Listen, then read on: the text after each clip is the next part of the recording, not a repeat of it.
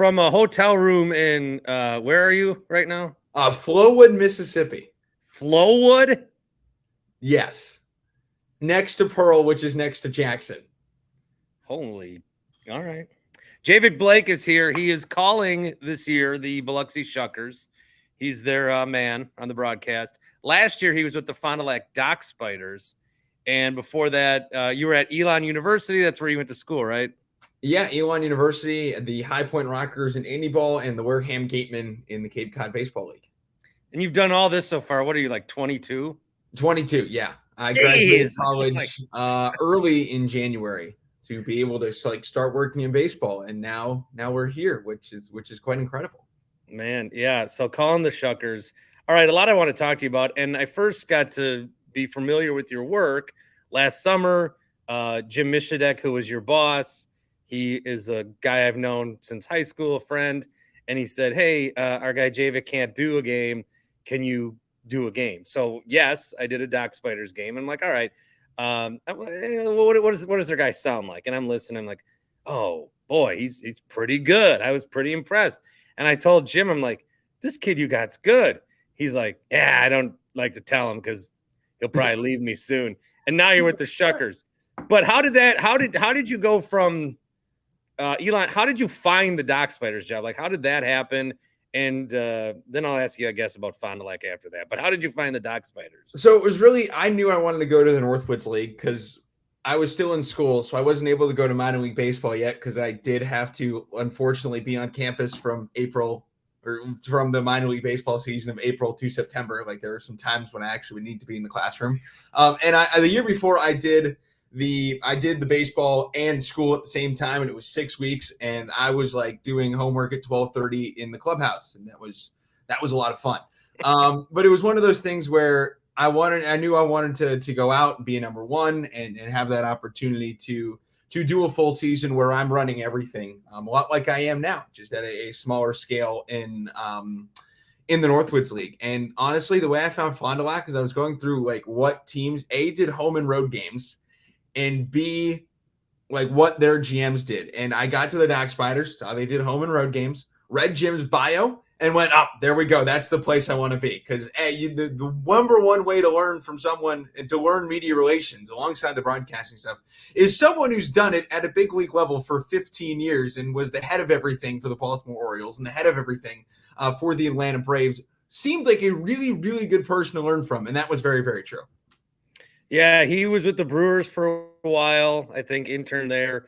Then he ran stuff with the Orioles. It was great to run into him at the ballpark when he'd be back. And now back doing the thing in Fond du Lac, and he's loving it. Was able to bring you aboard. So I grew up in Fond du Lac, like that's my hometown. What's it like to be there for a year? Like, I don't know if Fond du Lac is a visitor. What's it like to be a visitor in Fond du Lac? It was a lot of fun. The ballpark's great. The festival food and the Quick Trip were fantastic. Those are my favorite two places, probably in Fond du Lac outside of Hare Baker Field. But no, it's a great place to be. The food was great. The beer was great. People were really nice. So it was all really, really fun. It's a great place to be, but there wasn't much off time because Northwoods League, you play 72 games in 76 days. And of the 4 off days, or of the 6 off days, 3 of them are the All-Star break, and 1 of them is the top prospects game. So there's really only 2 off days the whole year. So there's not much time to like get out and look around because when you're not at the ballpark, you're just sleeping. And when you're at the ballpark, you're at the ballpark. So, but no, Fondy was great. The people are great. Jim was the man to work with. I mean, I learned so much from him, and the ability to do that day in, day out, and, you know, by myself work a minor league baseball schedule while just being in college is incredible. It's the reason why I'm here in Biloxi. So it was incredible. That field you called those games at, right by my middle school, right by the Taco Bell I used to go to probably 7 times a week during high school. That's a great Taco Bell. That's a really good Taco Bell. It is a good Taco Bell.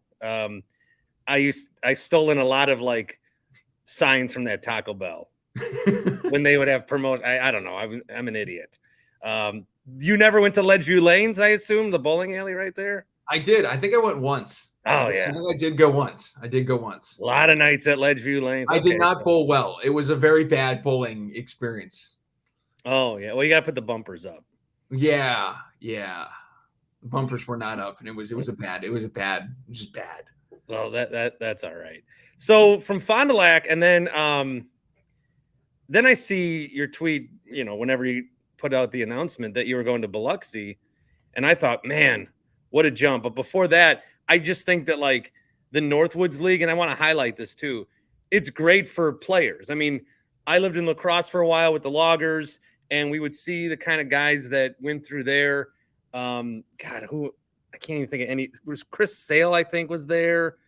There was another good pitcher that was there. There's just so many guys that have been through the Northwoods League, but it's also like for young aspiring broadcasters and for people that just want to work in baseball, because to do that one game, I don't know like how strict Jim would have been on it, but he's like, hey, I think you might have to watch all these videos. So I watched all I spent way too much time.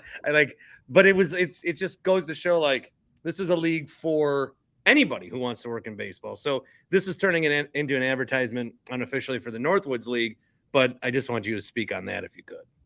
Yeah, I think the big thing is how things are run in Fond du Lac. I think that's a big part of how it is, because being owned by the Timber Rattlers, and Rob Zerjav is the owner of both teams. He's the president of both teams, and he's the GM of the Timber Rattlers. He's quite possibly one of the few owners in minor league baseball that will pull tarp, cut grass in the infield, and flip burgers while still owning the team.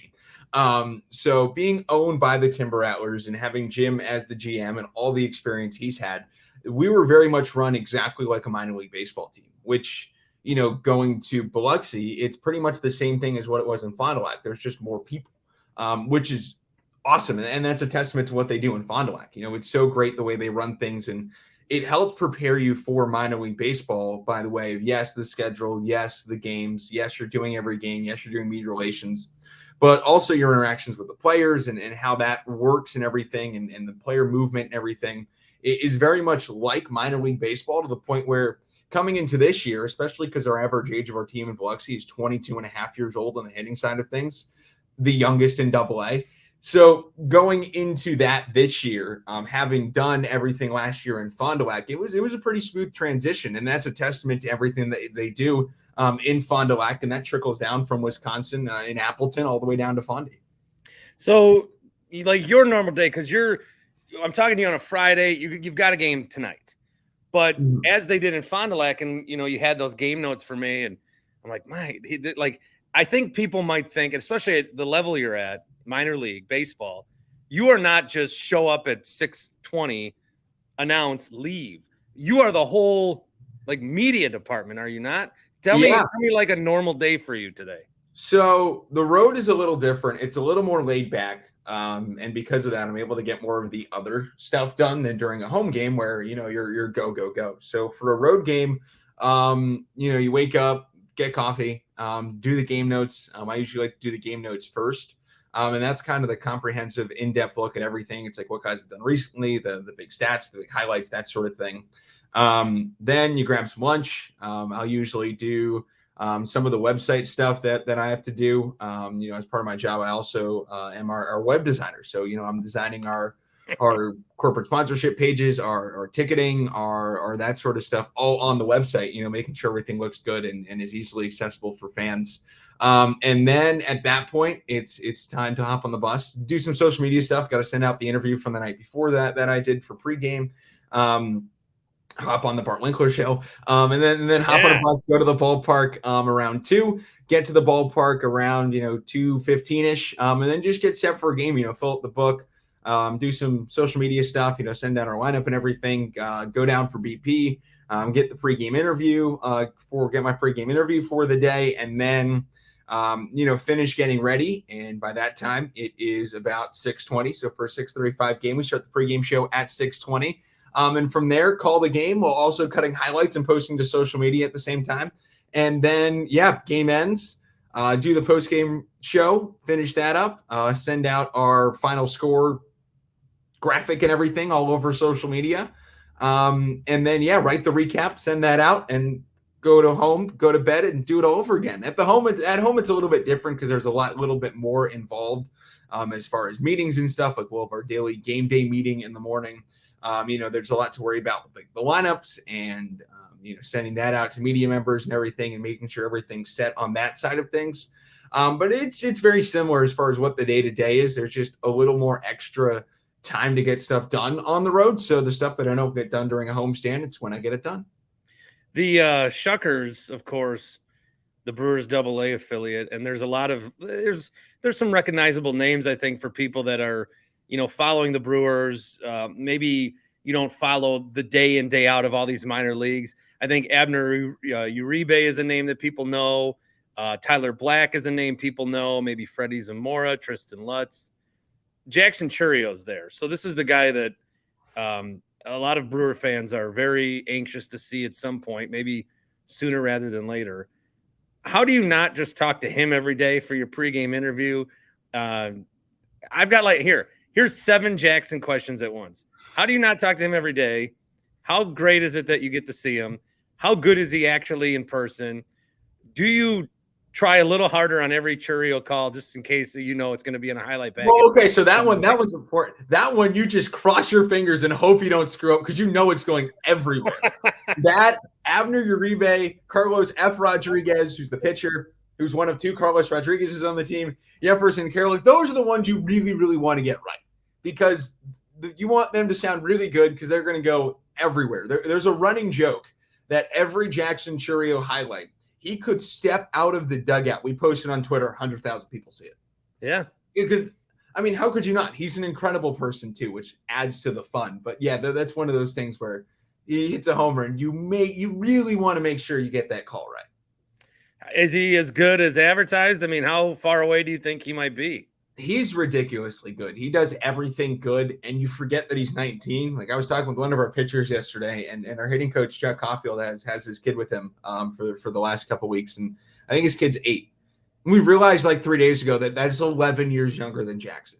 We were like, "I'm sorry, what?"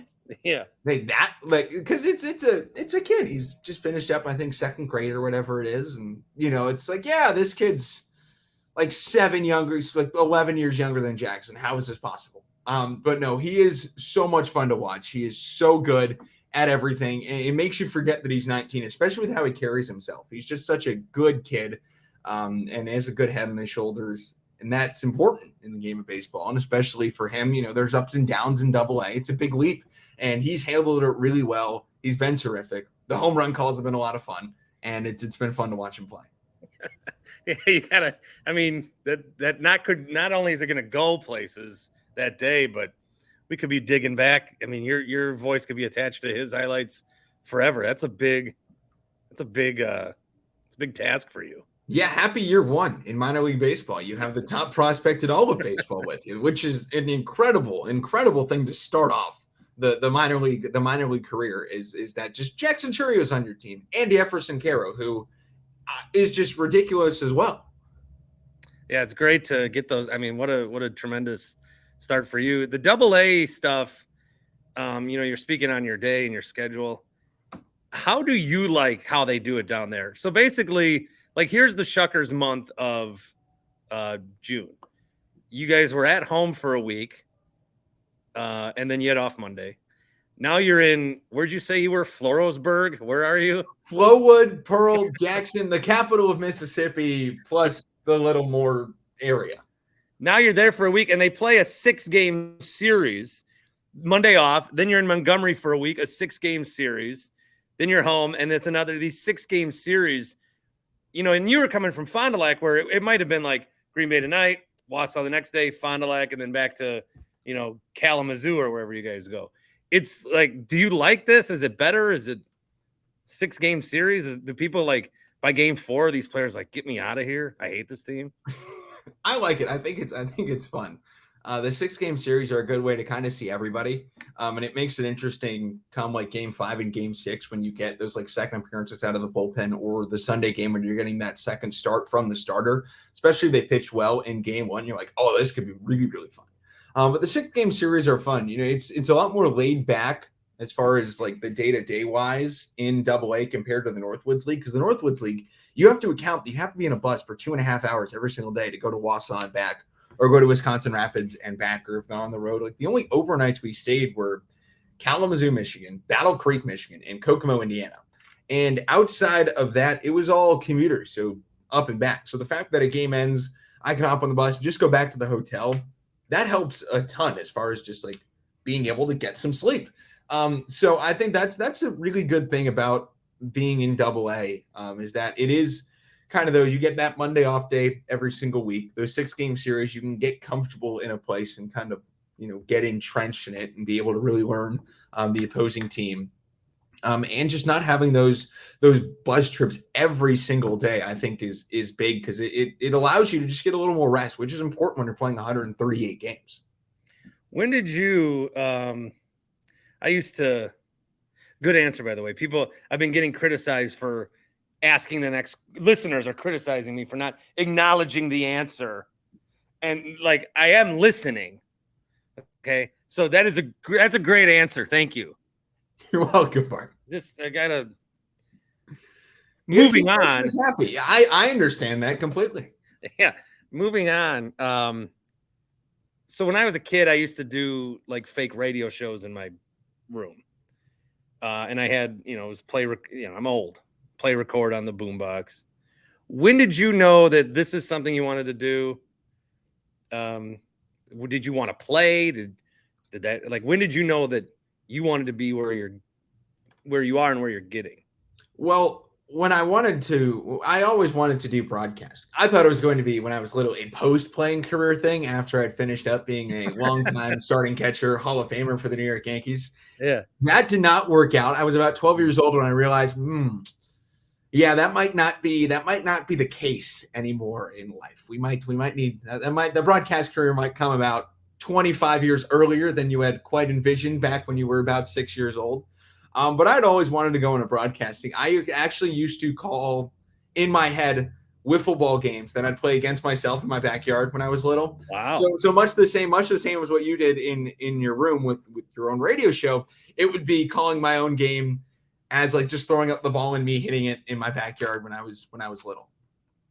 I taped all those shows. So I did them, and I would do like character voices, and I would love to go back and hear them, but I did them from like age like 11 to 15. And then when I was 15, I'm like, these are stupid. I recorded over them. And then when you're like 18, 19, I'm like, I wish I had those. So another lesson to young people is you go through a weird teenage phase where you hate everything you've ever done. Don't throw stuff away. I didn't record it. That's the big thing. I did do, as I started doing games when I was in middle school. And I think I was 12 when I did my first game. It was a baseball game, and It has been wiped from the internet. It was like, going back to listen to it was hilarious. I don't know if there's that much remaining of the early stuff I did. I can tell you the first game I ever did because I started my own broadcasting network to call games when I was in high school and middle school. And the first game does not exist because I plug everything in. I go to call the game. 13-year-old me didn't know that I had to unmute the microphones and call the entire game with it muted. And that was how that whole started. So that broadcast definitely does not exist. But there are some others floating around YouTube of like me at 14 calling games, and it is incredibly funny to look back at. And so 8 years later, you're with the Shuckers. Who are you like? I mean, who did you grow up listening to? Who's like somebody that you wanted to emulate? Who's like, because I listen to you and I'm like, I wanted to be like you. I mean, you were calling like, well, thank you. You're calling like pitches and I'm like, this guy's man. Who did you like? Who are you looking up to? Who's got the job that you're gonna steal? Well, growing up, so I grew up a diehard Yankees fan in the middle of Massachusetts, which is a bold move considering I was born in 2001 and I was 3 when 2004 happened. And then the rest of my life, the Yankees won one World Series, and all of my friends and classmates got to hold the other 2 Red Sox titles over my head for the first 18 years of my life before I moved to North Carolina. But the best part is that there was a radio station. It was like a news talk station in Providence, Rhode Island, 790 AM, that carried the Yankees games, which I don't know how or why they carried the Yankees games, but they carried the WFAN feed. So growing up, I would always listen to John Sterling and Susan Waltman calling Yankees games every single night. Like it got to a point where my parents, when you're little, you get read the bedtime story. And then I'd turn around, put on 790 on my radio and fall asleep to that. And that was really how I grew up. It was listening to the Yankees every single night. Man. So you try to emulate Sterling, or is there other people that you like take? No, I wouldn't say I can't get into the whole having a scripted home run call or everything. I just kind of go with whatever my mind wants to say for a home run, especially if it's one of those like the Jackson Churio walk-offs homers. You just kind of go with whatever comes out of your mouth. And it's just kind of off the cuff. But no, there have been a lot of people, especially at the big league level, that have been a really big help with kind of shaping my broadcasting career and helping me out in a big way. Jake Eisenberg's one. He's with the Kansas City Royals. Jeff Levering's been a huge help throughout my career. We met each other back when I was, it was his like final 2 years in Pawtucket before he joined the Brewers. So I was like 13 maybe. And he's been a massive help throughout my entire career. He's been listening to tapes of mine. He's been listening for a long time, and some of those early tapes were not very good, I can tell you that much. So him and I go back a long ways, which is awesome. Same with Jake. Him and I have known each other throughout my college years, and he's been terrific in helping me just kind of shape what I am on air and helping me get to a good place.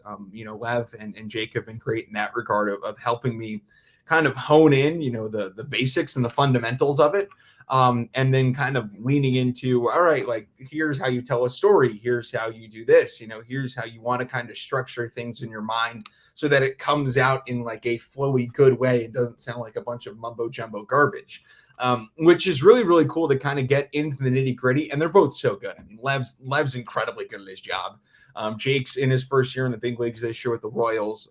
And he graduated college in 2017 or 2018. He's 5 years out of college, I think. Oh, wow. So yeah, they have both been massive helps. And it's so cool to see each of them grow too. When I met Lev, I met him in the McCoy Stadium visiting clubhouse. And now he's out here doing national games and calling Brewers games. And that's awesome to see. I had him on, I got to meet him, know him a little bit. And he was like, yeah, Saturday I can't, I'm not doing the Brewers. I got some other thing I got to do. His other thing, I'm scrolling through, it's MLB on Fox. It's Cubs Giants National or something. I got some other thing to do. No, I just got a national broadcast to do. That's a fun other thing. Yeah, it's like a good excuse. That's a good excuse. Like if you're gonna have an excuse that you can't make the Brewers game, doing the nationally televised game on Fox is an okay excuse.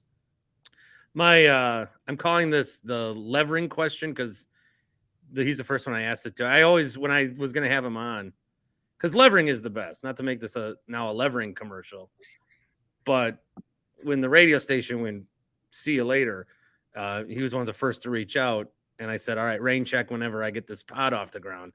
And the question I always wanted to ask him was, what inning are you the best?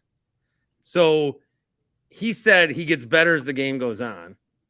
In the ninth inning, is there because I thought my answer is like the third or fourth inning when I suck in the beginning, especially if I'm walking into a Northwoods League. And now I've probably done a total fraction of the games that you have, but right away I'm like, who's this guy? Then I feel like I get into okay, I know what's going on, but then by the end I'm trying to spit out this fact and and it's a disaster. So where are you the strongest in a game?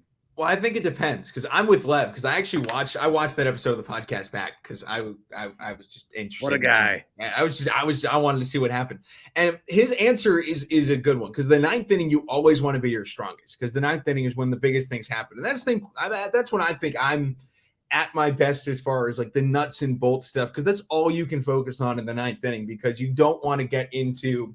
Hey, we have a pitcher, Caleb Bowman, who pitched in Germany. You don't want to be talking about how he pitched in Germany in the ninth inning of a 2-2 game with 2 runners on. You just don't want to be talking about that.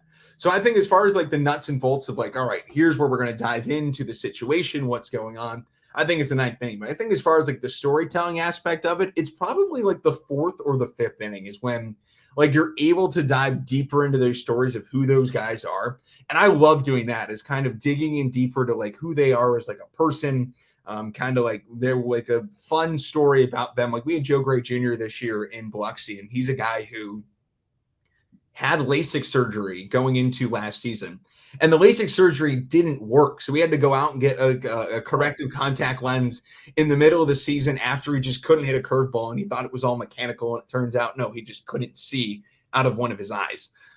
So like that's fun to get into in the middle innings, but the late innings you always want to be at your best as far as like the nuts and bolts stuff of like, hey, here's the situation, here's like what's at stake, and then just call it as it happens. That happened to a Brewer. It happened to somebody. It happened to someone that was in Milwaukee. I can't think of it now. Maybe someone can help me, tweet me or something. But they were here and they were awful. And then no one knew why. And then they left somewhere. And then the other team was like, they're physical. They're like, oh yeah, his eyes are messed up. And then he was, I forgot who it was. But the Joe Gray Jr. story though convinced me that I am very okay with wearing contacts the rest of my life, and I'm all out on getting them. First off, LASIK freaks me out to begin with because like the eyes being open while they're shooting lasers in there is just freaky enough. So, but that as well as the fact that like he paid all this money and it didn't work, and like half his job's to see the baseball. Like that's an important part of what he does. Like that's just horrifying. Like, that would be terrible. Like go down this deep dark rabbit hole of like, yeah, I'm just terrible, and no, you just got LASIK, a surgery that you thought was going to correct your vision, and it just didn't. So I'm going to stay put with my contact lenses for the rest of my life. This is an advertisement for Northwoods League, Jeff Levering, not LASIK surgery. There we go. Obviously, you are a young man and your career is in front of you. Where's like outside of Yankee Stadium? Where do you aspire to call a game someday? Any major league ballpark. American Family Field would be a lot of fun. Even the Trop. Even the Trop thing. The Trop. If I go to the Trop, I want to go to the Ray Touch Tank. That's the important part of going to the Trop. I've been to the Trop as a fan. It is a dump, but it's a dump in a charming way. I actually like it. That's important. Sometimes you need. I went to the Trop once on it was like a field trip thing my freshman year of college, but it was the off season because it was January and the Trop wasn't open. So I walked around the Trop and peeked in. It looks like a wild place. It looks like a wild place, but like the Trop's one of those places where if you go, like if you ever hear the Trop during the playoffs, and it's the same thing with the Rogers Center. Any of like these domed stadiums in the playoffs, it's just an incredible atmosphere. Same with American Family Field. Like when you close the roof, back when it was Miller Park, and when you close the roof and you pack in like 50,000 people, it just creates an insane atmosphere because all the noise just like hits off the roof and bounces back down. And like, it just creates an electric atmosphere, which that's, the Trop has that. American Family Field does that. And it's a lot of fun too. I like these old stadiums, like in being able to cover the Brewers just as a media guy for a while. I still get giddy about Wrigley because it's the dirty secret, but the Cubs were the team I liked the most first growing up. Now Brewers were in the American League, Cubs were in the National, Cubs were on TV every day. And then of course I hated nice save here. Yeah. Brewers. Brewers. But when I go to Wrigley, even like if I go to Lambeau, when I go to Wrigley, I feel like I'm stepping into a TV and going back in time. Because it's so unchanged. And so that's always one that I liked is Wrigley. I haven't been out to Fenway. I'm assuming there's a similar quality there, but some of these older stadiums, like that's where I would love to be in a booth for. Yeah, no, I love Wrigley. Wrigley's awesome. I went there 2017, I think, but that's a great place. I actually saw the Brewers play the Cubs there. But that's such a fun place to see a game. Like it's just such a cool neighborhood. And they have Chicago dogs, and like it's based for me. It's like baseball and food and movies are probably just a 3. Baseball, food, music. Baseball, food, movies are a top 3 right there. So Chicago dogs, incredible, and it's just like getting curds in Wisconsin. Like you just can't beat it. Oh, so what's your favorite baseball movie? Oh, so Little Big League growing up. So we used to have like the movies you rent from the library growing up. And I think I rented Little Big League like 50 times growing up. So it's that. And then Moneyball was like the non-kids movie. Then I love to death because I'm a nerd. And Moneyball's the nerdiest baseball I'm movie. a little anti-Sandlot, if I must say. It's good. I enjoy Sandlot. I just think Little Big League is just better. Little, like, there should be Little Big, like, screw these Sandlot days at the park. Little Big, there is a right answer to this question, and you got it right. Little Big League. Bowers is one of my all-time favorite movie characters. The line that I would always quote is when, what's his name? I don't even know, but he goes, I got to go home and tell my wife that I got cut, but it's okay because some kid likes my baseball card. He traded him for 2 Wade Boggs and a Sammy Sosa. I mean, that is an incredible trade. It's a great movie. The amount of great quotes in there are incredible.